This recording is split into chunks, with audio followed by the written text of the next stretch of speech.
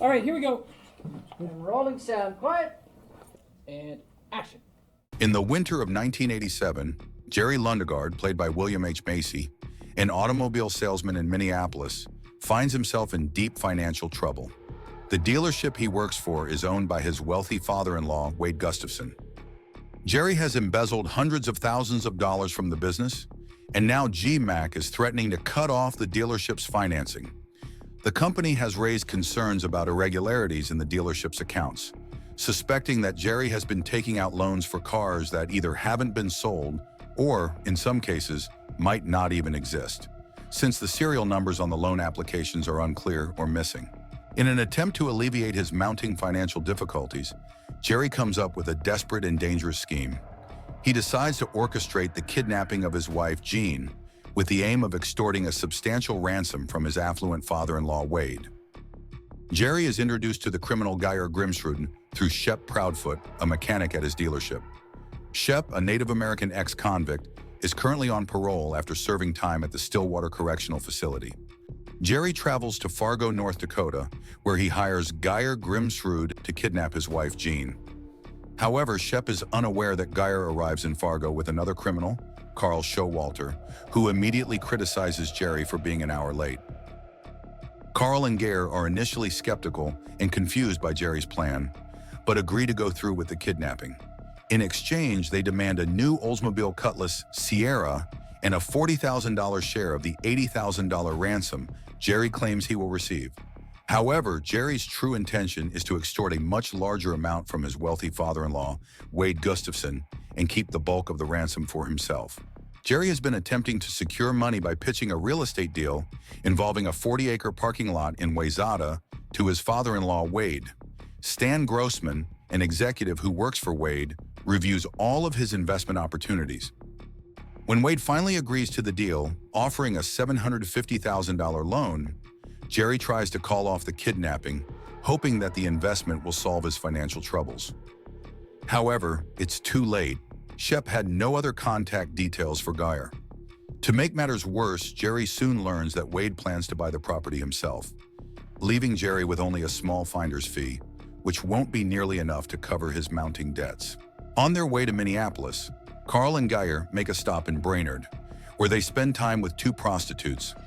Afterward, they kidnap Jean from her house, but during their drive through Brainerd, they are pulled over by a Minnesota State Patrol officer due to the car's license plates.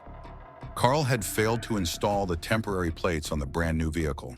When Carl's attempt to bribe the officer fails, Geyer brutally kills the trooper. As Carl is attempting to move the officer's body off the road, a passing couple witnesses the scene. Geyer then chases down the couple, who lose control of their car and crash off the road, allowing Geyer to kill them as well. The deaths are investigated by local police chief Marge Gunderson, who was 7 months pregnant. She quickly deduces that the trooper was ticketing a car with dealer plates. Her investigation leads her to discover that two men, driving a dealership vehicle, checked into a nearby motel, the Blue Ox, with two call girls and made a phone call to Shep. After questioning the girls, Marge learns that the men were headed to the Twin Cities. Marge then visits Wade's dealership, casually asking if any new cars with dealer plates have been reported missing. Shep pretends to know nothing, while Jerry nervously insists that no cars are missing. In Minneapolis, Marge unexpectedly reconnects with Mike Yanagita, a former high school classmate.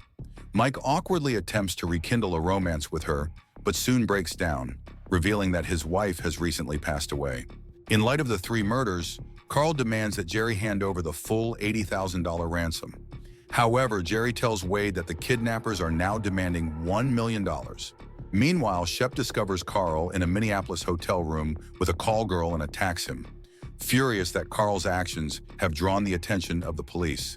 In response, Carl angrily calls Jerry and demands that he bring the ransom money immediately. Wade, determined to take control of the situation, insists on delivering the ransom himself and arranges to meet Carl at a parking garage. A confrontation between Wade and Carl in a parking garage ends violently. Wade, refusing to pay Carl until his daughter is returned, is shot and killed. Before dying, Wade fatally wounds Carl. Carl then murders the parking attendant before fleeing. Jerry arrives at the scene afterward. Later, Carl discovers the bag contained $1 million and buries most of it, keeping only their agreed-upon $80,000 beside a highway. Marge later learns from a friend that Mike Yanagita lied about having a wife. He's actually mentally ill. Reflecting on this, Marge returns to Wade's dealership, where an increasingly agitated Jerry once again insists that no cars are missing. He tells Marge that he will double-check the inventory. As Jerry drives off the lot, Marge grows suspicious and immediately calls the state police. At the cabin, Carl discovers Gayer murdered Jean for being noisy. A dispute erupts over who should keep the Sierra, escalating after Carl uses his injury to justify taking the car. Carl's insults provoke Gayer, who kills him with an axe. Marge drives to Moose Lake after being tipped off by a local bartender, who overheard a customer boasting about killing someone. When she arrives, she spots the Sierra and then discovers Gayer feeding Carl's body into a woodchipper. Gayer tries to flee, but Marge shoots him in the leg and arrests him. Shortly afterward, Jerry is apprehended at a motel outside Bismarck, North Dakota. His role in the chaos finally catches up with him.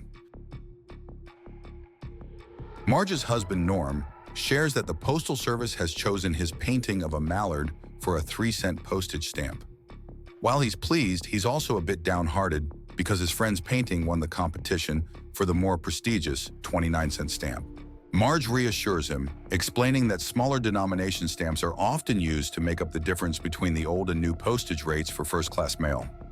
This comforts Norm, and the couple happily looks forward to the upcoming birth of their child, content and at peace. Thank you for watching. Please like and subscribe for more film caps.